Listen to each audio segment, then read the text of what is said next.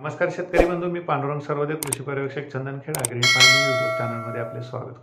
शेतकरी बंधूंनो, आपल्या पिकाला महत्त्वाचे अन्नद्रव्य हे नत्र आहे आणि या नत्राचा वापर करून आपण त्या ठिकाणी आपल्या उत्पादनामध्ये नक्कीच वाढ करू शकतो. परंतु नत्राचा कमी वापर किंवा अतिरेकी वापर यामुळे आपल्या पिकावर दुष्परिणाम दिसून असतात.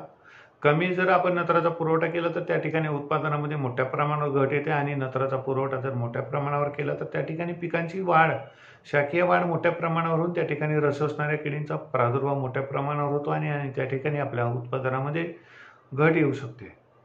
आपण नत्र स्थिरीकरण करण्यासाठी द्विदलवर्गीय पिकामध्ये रायझोबियम या जीवाणुसंवर्धकाचा वापर करू शकतो. त्या पद्धतीनेच आपण तृणधान्य किंवा एकदलवर्गीय पिकामध्ये, फुलझाडामध्ये आणि फळझाडामध्ये ॲझोटोबॅक्टर या जीवाणुसंवर्धकाचा वापर करून त्या ठिकाणी आपल्या जमिनीमध्ये नत्र स्थिरीकरणाचे कार्य करू शकतो. एकदलवर्गीय पिकामध्ये नत्र स्थिरीकरण करण्याचे कार्य हे ॲझोटोबॅक्टर असहजीवी पद्धतीने करतात. ते जमिनीमध्ये स्वतंत्ररित्या किंवा स्वतंत्रपणे आढळतात. ते आपल्या जमिनीमध्ये नत्र स्थिरीकरणाचे कार्य करून ते पिकाला अमोनिया स्वरूपामध्ये नत्र उपलब्ध करून देण्याचे कार्य करत असतात.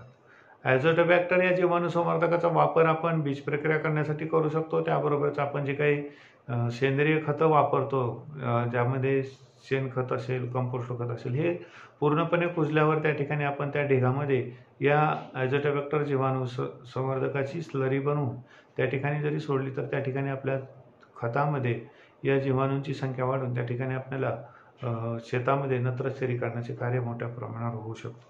त्याबरोबरच आपण ॲझोटोबॅक्टर या जीवाणुसंवर्धकाचा वापर केल्यामुळे नत्र स्थिरीकरण तर मोठ्या प्रमाणावर होतेच, त्याबरोबरच त्या ठिकाणी जी काही वेगवेगळी संप्रेरक असतात किंवा व्हिटॅमिन बी यासारखे व्हिटॅमिन किंवा अन्नद्रव्य आपल्या जमिनीमध्ये पिकाला उपलब्ध करून देतात आणि त्यामुळे आपल्या पिकाची वाढ चांगली होऊन त्या ठिकाणी उगवण शक्ती वाढते आणि त्याबरोबरच पिकाची वाढ चांगली होऊन उत्पादनामध्ये वाढ होते. त्याच्यानंतर ॲझोटोबॅक्टर हे जीवाणुसंवर्धक आपल्या जमिनीमध्ये जे काही वेगवेगळ्या बुरशीजन्य रोगांचा प्रादुर्भाव होतो त्याला बुरशीरोधक जे काही संप्रेरक असतात किंवा वेगवेगळी द्रव्ये असतात ते जमिनीमध्ये सोडण्याचे कार्य करतात. त्यामुळे आपल्या पिकाची रोगप्रतिकार क्षमता वाढून भविष्यामध्ये आपल्या पिकावर जे फ्युझेरियम सारखे किंवा अल्टरनेरियासारखे वेगवेगळे बुरशीजन्य रोगांचा प्रादुर्भाव होतो, त्या बुरशीजन्य रोगांचा प्रादुर्भाव होण्यापासून आपण आपल्या पिकाचे संरक्षण करू शकतो. म्हणून सर्व शेतकरी बांधवांना विनंती आहे की आपण पिकाला पेरणीपूर्वी जी काही बीज प्रक्रिया करतो त्यामध्ये एफआयआर पद्धतीने बीज प्रक्रिया करीत असताना ॲझोटोबॅक्टर एकदलवर्गीय पिकासाठी किंवा फुलझाडांसाठी किंवा फळझाडांसाठी या आपण ॲझोटोबॅक्टरचा वापर करून त्या ठिकाणी आपल्या उत्पादनामध्ये नक्कीच वाढ करू शकतो.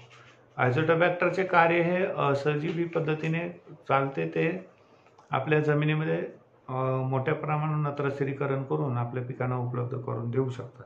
ॲझोटोबॅक्टरचा वापर केल्यामुळे आपल्याला वेगवेगळे फायदे होतात. त्यामुळे आपल्या बियाण्याची उगवण शक्ती वाढते, त्याबरोबरच उगवण लवकर होते. त्याच्यानंतर पिकाची रोगप्रतिकार शक्ती वाढते. त्याच्यानंतर आपल्या पिकाला नत्राचा सतत पुरवठा होतो, त्यामुळे एकूण उत्पादनामध्ये आपल्या वाढ होते. त्याबरोबर जमिनीचा पोत सुधारतो.